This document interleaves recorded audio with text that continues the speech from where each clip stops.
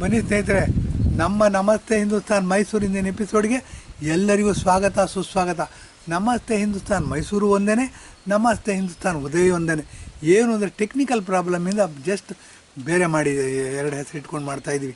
ಏನು ಅಂದರೆ ಮಾಲತಿ ಭಟ್ ಇದ್ದಾರೆ, ಅವ್ರು ಮ್ಯಾಥಮೆಟಿಕ್ಸು ಟೀಚ್ ಮಾಡ್ತಾರೆ, ಅವರು ತುಂಬ ಫೇಮಸ್ಸು. ಹಾಗಾಗಿ ಅವರು ಇಂಟ್ರೆಸ್ಟ್ ಇದು. ಹಾಗಾಗಿ ನಮಸ್ತೆ ಹಿಂದೂಸ್ತಾನ್ ಉದಯ್ ಅಂತ, ನಮಸ್ತೆ ಹಿಂದೂಸ್ತಾನ್ ಮೈಸೂರು ಅಂತ ಎರಡೂ ಒಂದೇ.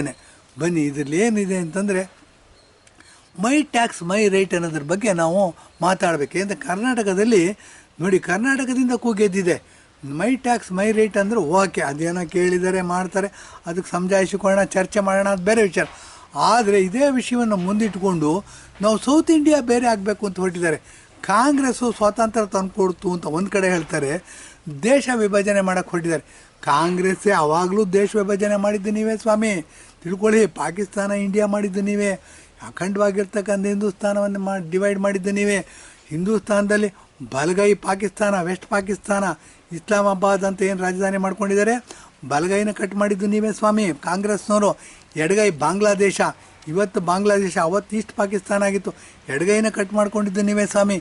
ಇಂಥ ದುರಂತವನ್ನು ಅನುಭವಿಸಿಯೂ ನೀವು ಸ್ವಾತಂತ್ರ್ಯ ದಿನಾಚರಣೆ ಅಂತ ಅಂದ್ಬಿಟ್ಟು ಉತ್ಸಾಹದಿಂದ ಉಲ್ಲಾಸದಿಂದ ಸೆಲೆಬ್ರೇಟ್ ಮಾಡಬೇಕು ಅಂತ ಹೊರಟು 65 ವರ್ಷಗಳ ಕಾಲ ಸೆಲೆಬ್ರೇಟ್ ಮಾಡಿದ್ದು ನೀವೇ ಸ್ವಾಮಿ. ಎಷ್ಟು ಪಾಪದ ಕೂಡ ಹೊತ್ಕೊಂಡಿದ್ದೀರಾ ನೀವು, ಎಷ್ಟು ಬೈಬೇಕು ನಿಮ್ಮನ್ನು, ಎಷ್ಟು ದೇಶದ್ರೋಹದ ಕೆಲಸ ಹೆಚ್ಚು ಹೆಚ್ಚಿಗೆ ಮಾಡ್ತಾ ಬಂದಿದ್ದೀರಾ. ನಿಮ್ಮನ್ನು ಕ್ಷಮಿಸೋಕ್ಕೆ ಸಾಧ್ಯನಾ ಹಿಂದೂಗಳು? ನೋಡಿ, ಕ್ರಿಶ್ಚಿಯನ್ ಸಮುದಾಯ ಅಂತ ಹೊರಟ್ರೆ 100ಕ್ಕಿಂತ ಹೆಚ್ಚು ದೇಶಗಳಿವೆ, ಮುಸಲ್ಮಾನರು ಅಂತ ಹೊರಟ್ರೆ 50ಕ್ಕಿಂತ ಹೆಚ್ಚು ದೇಶಗಳಿವೆ. ನಮಗೇನ್ರಿ ಕೊಟ್ಟಿದ್ದೀರಾ ನೀವು? ಹಿಂದೂಗಳಿಗೋಸ್ಕರ ಹಿಂದೂಸ್ತಾನ ಮಾಡಿ ಸೆಕ್ಯುಲರ್ ಅನ್ನೋ ಶಬ್ದಗಳನ್ನ ಸೇರಿಸಿ ಅಲ್ಲೂ ಅತಂತ್ರ ಮಾಡಿಬಿಟ್ಟು ಹಿಂದೂಗಳನ್ನ ನಿಮಗೇನು ಅನ್ಸೋದೇ ಇಲ್ವಾ? ಬನ್ನಿ, ಹಿಂದೂಗಳು ಎಚ್ಚೆತ್ಕೋಬೇಕಾದಂಥ ಕಾಲ ಬಂದಿದೆ, ಹಿಂದೂಗಳು ಜಾಗೃತರಾಗಬೇಕಾದಂಥ ಕಾಲ ಬಂದಿದೆ.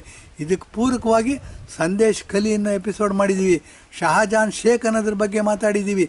ಆತ ನೋಡಿ, ಯಾವುದೋ ಸಣ್ಣ ಪುಟ್ಟ ಮೀನು ವ್ಯಾಪಾರ ಮಾಡ್ತಿದ್ದೋನು ಏನಾಗಿದೆ, ಕಾಂಗ್ರೆಸ್ಸಿನ ಸಪೋರ್ಟರ್ ಆಗಿದ್ದ.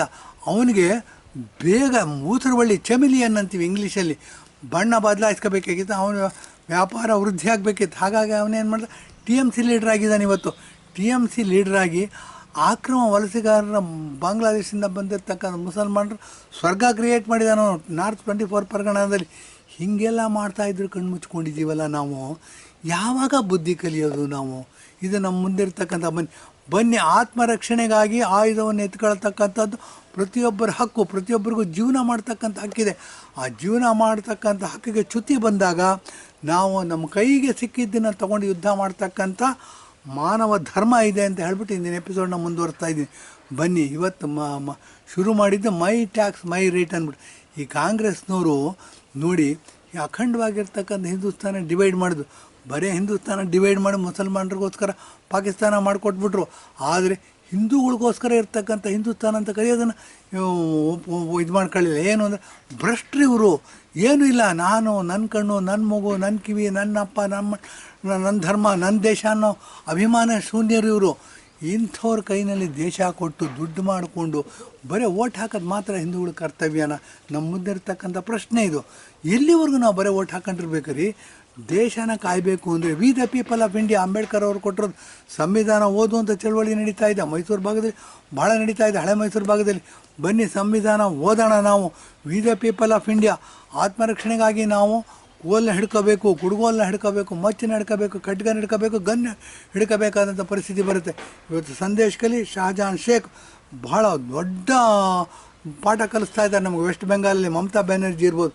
ಬನ್ನಿ, ಇಂಥ ಇದರಲ್ಲಿ ಸಂವಿಧಾನಾತ್ಮಕವಾಗಿ ಹೋರಾಟ ನಡೆಸ್ತಾ ಇದ್ದಾರೆ, ಕಾನೂನುಬದ್ಧವಾಗಿ ಹೋರಾಟ ನಡೆಸ್ತಾ ಇದ್ದಾರೆ. ಅಂದರೆ ಅಯೋಧ್ಯೆಯಲ್ಲಿ ಹೇಗೆ ಕಾನೂನುಬದ್ಧವಾಗಿ ಹೋರಾಟ ನಡೆಸಿ ಅಯೋಧ್ಯೆ ರಾಮ ಮಂದಿರ ನಿರ್ಮಾಣ ಮಾಡಿದ್ರು.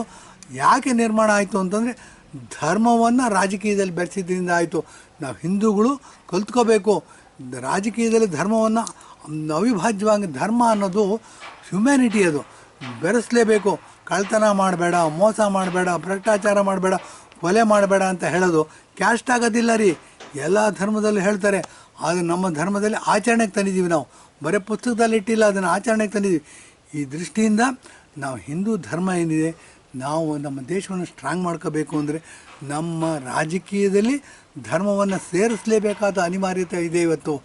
ಏನು ಅಂದರೆ ಭ್ರಷ್ಟಾಚಾರ ಕಡಿಮೆ ಆಗಬೇಕು, ಆಚರಣೆಗೆ ತರಬೇಕು ಅಂದರೆ ರಾಜಕೀಯದಲ್ಲಿ ಧರ್ಮವನ್ನು ಸೇರಿಸಬೇಕು. ಕಾಂಗ್ರೆಸ್ನವ್ರು ಹೇಳಿದ್ರು ರಾಜಕೀಯದಲ್ಲಿ ಧರ್ಮವನ್ನು ಸೇರಿಸಬಾರ್ದು ಅಂತ. ಅದೇ ಏನು ಮಾಡಿದ್ರು, ಮುಸಲ್ಮಾನರು ವೋಟ್ ಬ್ಯಾಂಕ್ ಆಗಿ ಮಾಡಿದ್ರು. ಕ್ರಿಶ್ಚಿಯನ್ರಿಗೆ ಹೆದರಿಸಿ ಬಡ್ಜೆಟಲ್ಲೂ ಸಹ ಈ ಸದ್ಯ ಬಡ್ಜೆಟಲ್ಲಿ ಕರ್ನಾಟಕದಲ್ಲಿ ಕಾಂಗ್ರೆಸ್ ಸರ್ಕಾರ ಇದೆ. ಸಿದ್ದರಾಮಯ್ಯನವರು ವಕ್ಫ್ ಬೋರ್ಡ್ನ ಆಸ್ತಿ ಅಭಿವೃದ್ಧಿಗೆ 100 ಕೋಟಿ ರೂಪಾಯಿ ಕೊಟ್ಟರಂತೆ, ಕ್ರಿಶ್ಚಿಯನ್ ಸಮುದಾಯಕ್ಕೆ 200 ಕೋಟಿ ರೂಪಾಯಿ ಕೊಟ್ಟರಂತೆ. ನಮ್ಮ ಹಿಂದೂಗಳು ದುಡ್ಡು ರೀ, ಅದನ್ನು ನೀವ್ಯಾರಿಗೆ ಕೊಡೋದಕ್ಕೆ? ಇದೇ ನೀವು ಕ್ವಶನ್ ಮಾಡ್ತೀರಾ. ಬಾಲಾಕೋಟ್ ಸ್ಟ್ರೈಕ್ ಆದಾಗ ನರೇಂದ್ರ ಮೋದಿ ಏನು ಗನ್ ತಗೊಂಡು ಹೋಗಿದ್ದೀರಾ ಹೊಡೆದಾಟಕ್ಕೆ ಅಂತ. ನೀವೇನು ರೀ, ಎಲ್ಲಿಂದ ತಂದು ದುಡ್ಡು? ಇದು ನಮ್ಮ ಟ್ಯಾಕ್ಸು ನಮ್ಮ ಹಕ್ಕು ರೀ. ಇದು ಬೆಂಗಳೂರಿನವರು ನಾವು ಕರ್ನಾಟಕಕ್ಕೆ ಬೇಕಾಗಿರ್ತಕ್ಕಂಥ 100 ರೂಪಾಯಿ ಕರ್ನಾಟಕಕ್ಕೆ ಬೇಕು ಅಂದರೆ 65 ರೂಪಾಯಿ ನಾವು ಕೊಡ್ತೀವಿ.